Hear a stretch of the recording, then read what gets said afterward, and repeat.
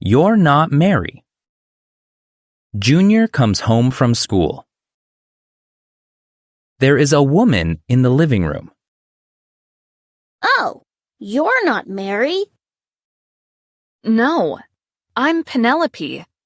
I'm your dad's date. I'm Junior.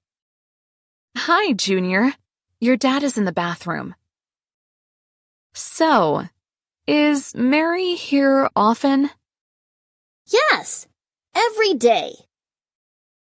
Every day?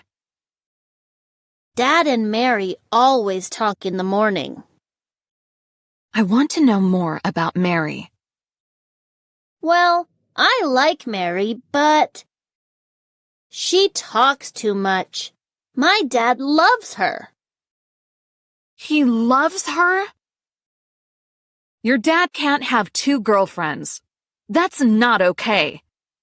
Penelope leaves. Eddie comes out of the bathroom. Where is Penelope? She's not happy about Mary. Oh no! Wait! Penelope! Mary is our bird! Goodbye, Penelope. You're not Mary.